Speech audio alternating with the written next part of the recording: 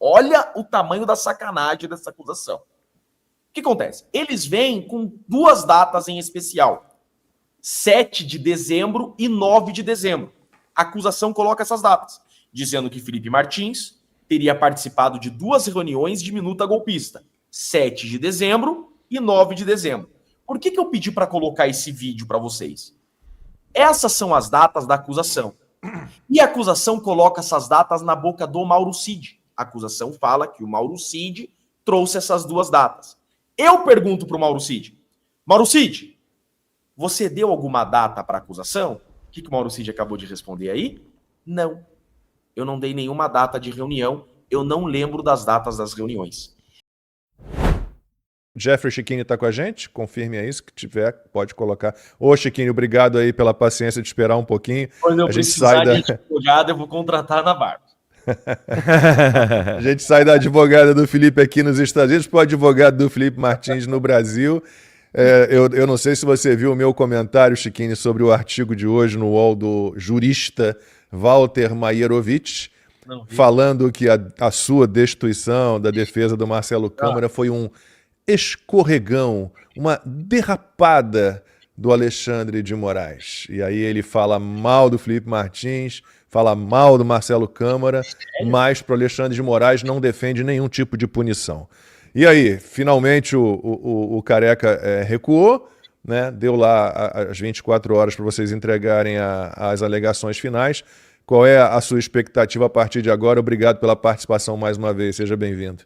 Eu que agradeço, meu irmão, Lacombe, Alan, Max, vocês viram, né? Eu estive aqui na sexta-feira e eu recebi uma mensagem do conselheiro federal da Ordem, que agora eu posso falar, que é o Dr. Tostes. Olha só, na OAB nós temos tem 81 conselheiros federais, tá? 3 são de direita. Um deles tem coragem de falar. É isso que virou a OAB Nacional hoje. O Dr. Tostes é um grande advogado, um advogado muito bem sucedido, muito respeitado. E assim que aconteceu aquilo, ele toma a frente. Ele abre um protocolo na OAB Nacional, né, da destituição, e aí, então, em primeira mão, nós trouxemos aqui na timeline. O presidente nacional da OAB, o Dr. Beto Simonetti, foi pessoalmente no STF conversar com o ministro Alexandre de Moraes, pedir interceder pela classe da advocacia. Por quê? Teve até advogado que vota 13 na urna, tá, que ficou indignado com a postura e a atitude do ministro Alexandre de Moraes. Nós sabemos que tudo que o STF faz reflete em outros processos.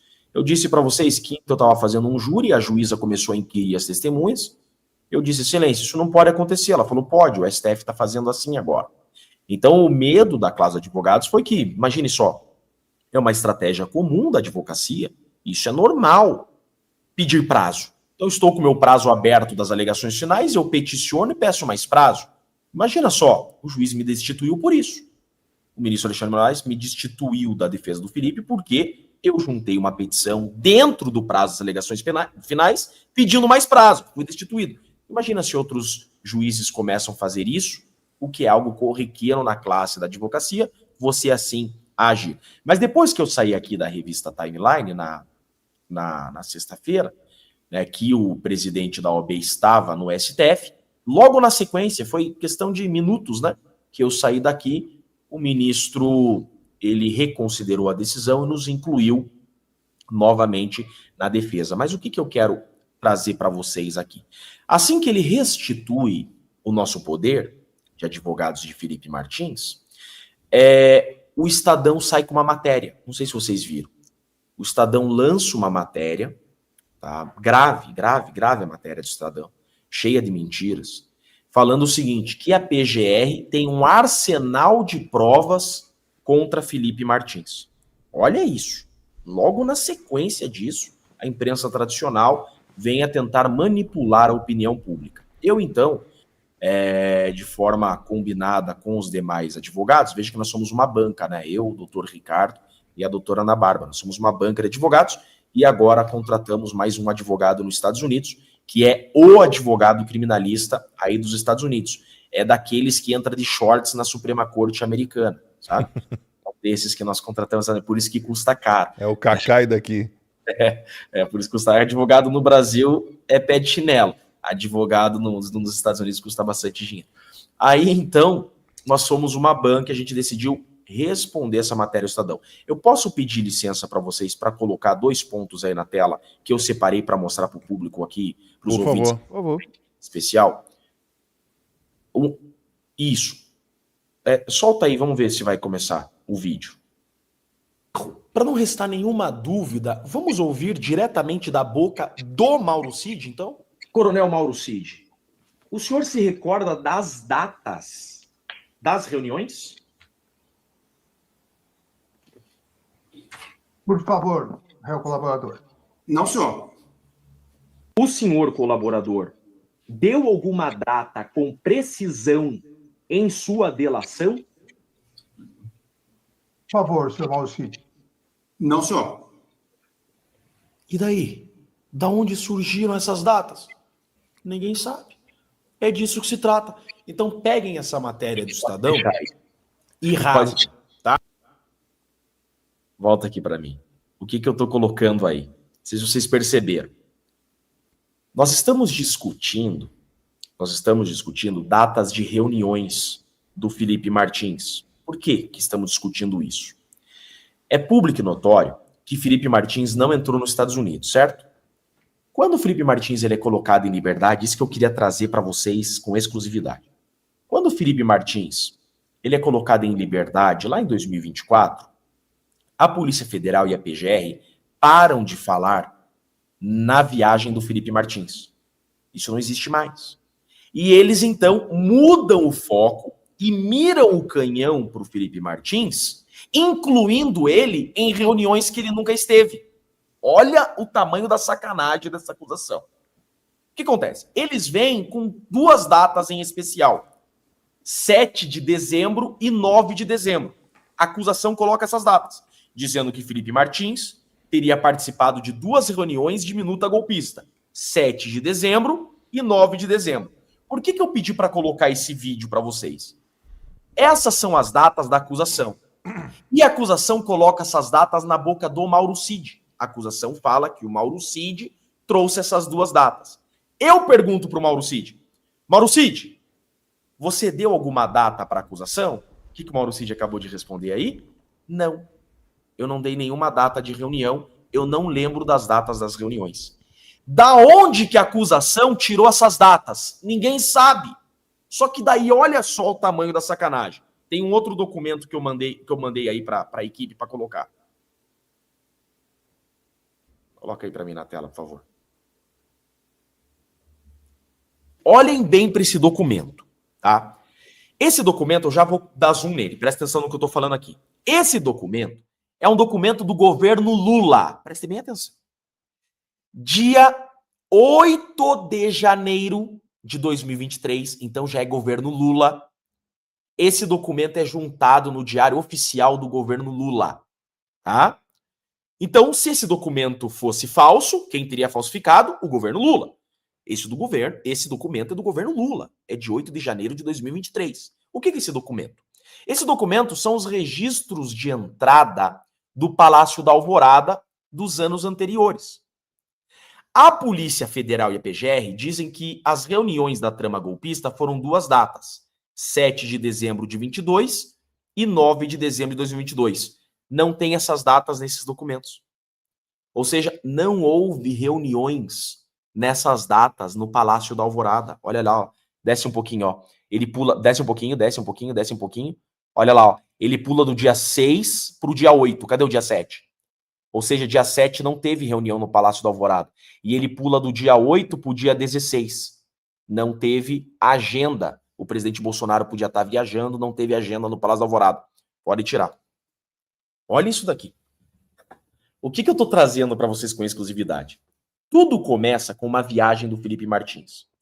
Depois que a doutora Ana Bárbara e o Ricardo provaram que o Felipe Martins não viajou, a Polícia Federal esquecem da viagem do Felipe Martins e focam em colocar Felipe Martins em reunião de trama golpista. E eles inventam uma data. Eles inventam 2 datas, dia 7 e dia 9. E eles colocam na acusação E essas datas foram dadas pelo Mauro Cid. Olha só isso. Eu, então, pergunto para o Mauro Cid, aquele vídeo que vocês viram da audiência perante o Alexandre de Moraes. Eu pergunto, Mauro Cid, você deu alguma data de reunião? Ele falou, não. Eu falei, você lembra de alguma data de reunião? Ele disse, não. Aí, então, a gente vai para o seguinte problema. Da onde a acusação tirou essas datas? A acusação surge com uma planilha apócrifa. Então, toda acusação em cima do Felipe Martins são duas planilhas que ninguém sabe de onde é. Não tem data, não tem origem, não tem nada. A acusação fala, aqui estão os registros de entrada da Alvorada. E o nome do Felipe aparece nessas duas datas como Felipe, no documento que a Polícia Federal e a PGR dão. Só que aquele documento não tem origem. O que a gente faz? A gente faz um trabalho bem simples. A gente vai no Diário Oficial da União e pega os registros de entrada oficiais da União, que foram juntados pelo governo Lula no Diário Oficial da União, que é esse documento que eu coloquei para vocês. Estão vendo o tamanho do problema e do absurdo que nós temos nesse processo? Está mais do que provado que esse processo é uma farsa. Além de prenderem Felipe Martins por uma viagem que ele não fez, incluíram ele em reuniões que ele nunca esteve. E a prova que ele não esteve nas reuniões foi fornecida pelo governo Lula a nós, no Diário Oficial, Lacombe. É impressionante, Chiquini, assim, cada vez que a gente vai adentrando mais nesse caso, que a gente vai pegando as evidências reais, né, sem narrativas, assim, é assustador, vai ficando tudo muito claro a grande farsa que é todo esse processo, principalmente em relação ao Felipe Martins. Agora eu queria só entender, Chiquini, só para a gente fechar aquele assunto que nós abrimos na sexta-feira passada, né? Então, vocês tinham entrado com um questionamento e por isso as alegações finais não tinham sido feitas ainda. Pelo que eu entendi, o Moraes ignorou por completo esse questionamento que vocês fizeram, vale a pena explicar rapidamente isso, e veio então com a história de tirar, né, você como advogado Felipe, colocar a Defensoria Pública da União, mas aí no sábado, né, parece que ele voltou atrás e desistiu, e aí mandou fazer que você desse as alegações finais, e vocês entregaram no sábado mesmo as alegações finais, pelo que eu entendi. Mas isso prejudicou a defesa, porque aquele questionamento que vocês fizeram lá atrás ficou sem resposta, não é isso?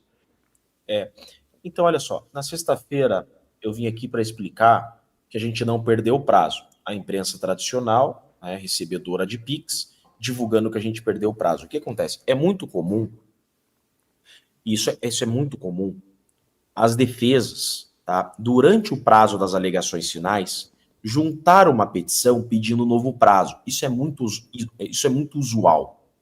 Isso é comum. E foi isso que a gente fez. O que aconteceu? A PGR deu causa a um tumulto processual juvenil.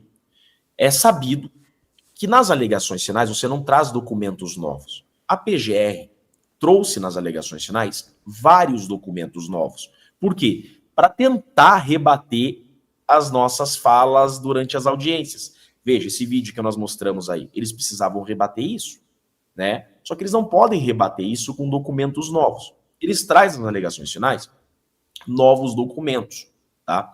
Quando a gente começa a estudar as nossas alegações finais, Max, então você imagina, nós temos um processo, nós temos esse processo 78 terabytes, né? Então é um processo bastante extenso. Aí nós estamos fazendo nossas alegações finais com prazo de 15 dias corrido, é brabo, é difícil, tá? Veja, nós entregamos com 381 páginas. Quando a gente estava lá preparando as alegações finais, de repente a gente se depara com documentos novos da acusação. Só que ali a gente já estava caminhando para o final, a gente já estava ali, faltavam 2, 3 dias para terminar as alegações finais, documentos novos da acusação.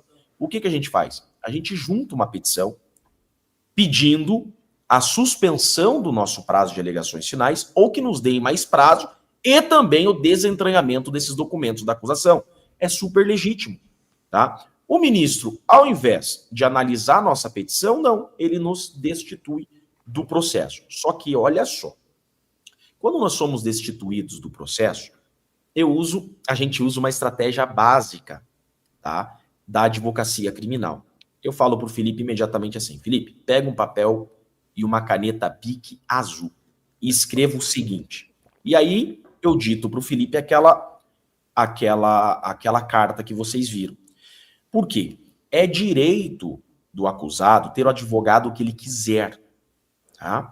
Então ali o ministro Alexandre de Moraes ele fica sem saída porque a Defensoria Pública não poderia mais defender Felipe Martins. Com aquela carta escrita a próprio punho, a Defensoria Pública da União não iria aceitar fazer a defesa do Felipe Martins. E nenhum outro advogado dativo poderia fazer a defesa de Felipe Martins. Tá? Aí o que acontece? A gente volta para a defesa de Felipe Martins. Mas aquela nossa petição pedindo desentranhamento dos documentos da PGR continuam lá. Só que o que a gente fez, Max? Agora respondendo a tua pergunta. Nessas alegações finais, elas estavam com 350 páginas. Aumentaram para 381. Por quê? Essas 30 páginas a mais justificando, explicando a necessidade de desentranhar esses documentos novos que a PGR trouxe. Então a gente incluiu aquela nossa petição inicial como uma preliminar de mérito nas nossas alegações finais. Tá? Então a gente continua insistindo que aqueles novos documentos da PGR sejam excluídos do processo. São mais nulidades que surgiram nesse processo, Max. Perfeito. Olha, o que eu tenho a dizer agora, o Chiquini não vai ter problemas com isso, né? Peço até a produção botar a câmera em mim aqui. Isso não é um elogio ao Chiquini. Isso é um alerta aos outros advogados. Você imagine se o Chiquini, né, ao invés de lutar, fosse pedir hambúrguer. Como é que é? O cara não pediu comida lá? Não. O nome do cara que pediu comida no STF? O General Heleno. O gordinho do General Heleno. Você imagina se ao invés de lutar, ele fosse pedir comida. Porque aqui é um símbolo que eu estou usando, óbvio, né? Ou seja, se ao invés de lutar, você joga a toalha. Eu queria que o Chiquini comentasse um pouco sobre isso. Porque muitas vezes, Chiquini, agora para botar nós dois na tela, porque eu queria falar isso, porque não é um elogio ao Chiquini. Isso é um alerta aos outros advogados. Não é hora de abandonar. Não é hora de jogar a toalha, não é hora de desistir, não é hora de falar assim, não tem mais nada para fazer, chega, acabou, lavar as mãos. Se a gente pensar assim, olha que a OAB saiu em defesa dos advogados. Eu nem acreditei no dia ali, quando o Lacombe falou assim, parece que a OAB, a gente vai ter que confirmar. Foi assim, não foi? Tô mentindo? Foi, sim. A gente vai ter que confirmar com o Chiquini, porque parece que a OAB saiu em defesa. Ninguém acreditou, nenhum de nós três aqui, Chiquini. Nenhum de nós três aqui acreditou, a gente teve que confirmar contigo, você entrou ao vivo no dia. Porque a gente não acreditou. Olha como vale a pena não se dobrar ao tirano. Isso aí. Como vale a pena não se dobrar. É importantíssimo nesse momento você falar assim, peraí, há meios. Escreve a caneta aí. Entendeu? Há meios. Eu queria que o Chiquinho comentasse isso. Não é uma questão técnica, não é uma questão de direito, mas é uma questão de força de personalidade. Por que não vale a pena jogar a toalha? É isso que eu queria que você comentasse. Alan, obrigado pela deferência, meu irmão, mas olha só, eu não posso ser injusto aqui. Existem vários advogados que não estão se curvando. Para começar, esse advogado que você mencionou, que ficou famoso ali por pedir comida... Coitado, eu usei o símbolo, né? Só. Cara, ele é um grande advogado, sabia? Foi uma situação sui generis ali. Por exemplo, os advogados que fizeram a sustentação do Núcleo 1, eu achei a melhor sustentação. Né? Nós temos vários advogados que não estão se curvando e que merecem meu respeito. O doutor Caivano, a doutora Jéssica, a doutora Ana, nós temos o doutor Paulo, que é advogado da Flávia e do Daniel Silveira. Nós temos vários advogados. Por exemplo, eu estava agora conversando com amigos, olha só que legal que está acontecendo, Alan. Isso é legal para o Brasil saber, tá? Nós já somos 9.000 advogados de direita unidos no Brasil.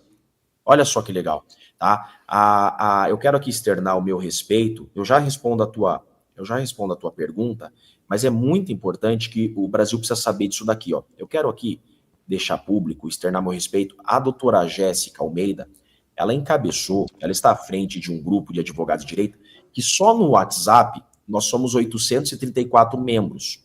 Espalhados pelo Brasil, nós já somos 9.000 advogados.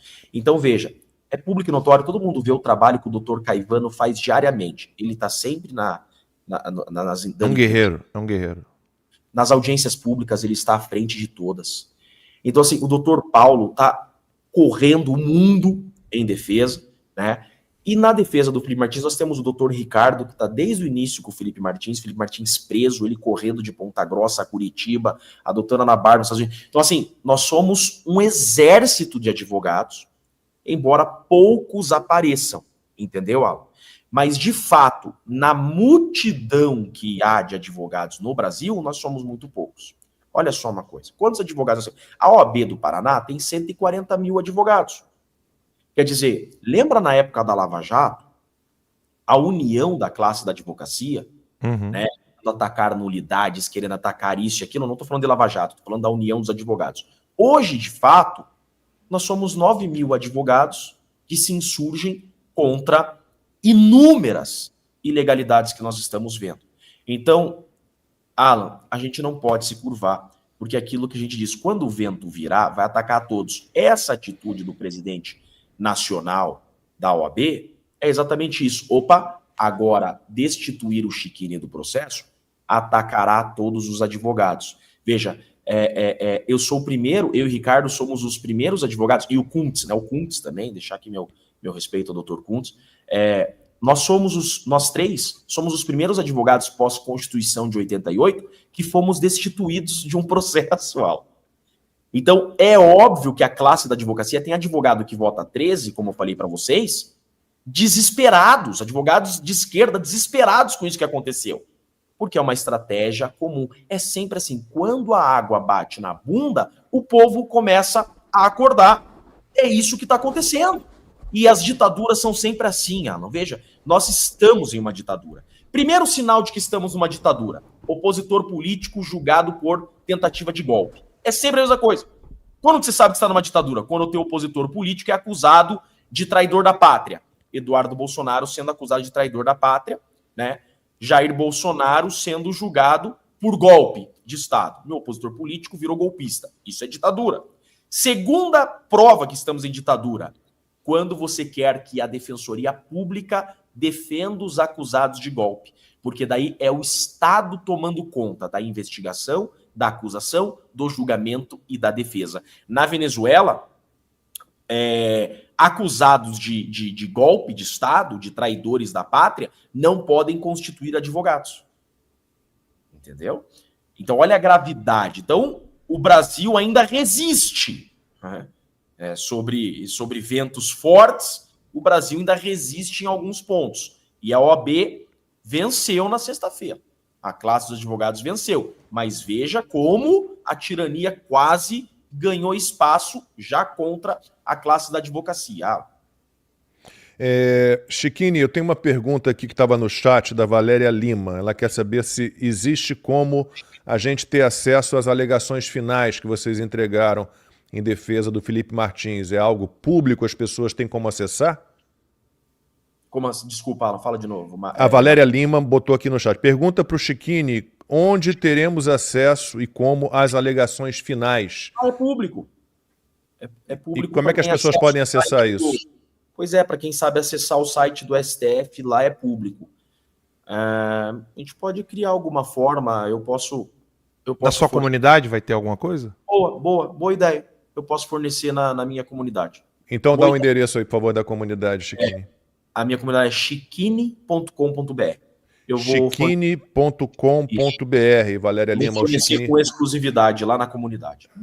O Chiquini vai colocar lá na comunidade dele, então, chiquini.com.br, as alegações finais. Chiquini, antes de encerrar, se você puder comentar, o Alexandre de Moraes, ele não autorizou, manteve, né, a prisão domiciliar do Jair Bolsonaro, mesmo que ele não tenha sido denunciado naquele inquérito que envolve o Eduardo Bolsonaro e o Paulo Figueiredo. A prisão dele estava ligada àquilo ali, ele não foi naquele inquérito, ele não foi denunciado, mas o Alexandre de Moraes decidiu mantê-lo em prisão domiciliar, diz que há risco de fuga e que ele já foi condenado em outro processo, só que ainda cabem recursos.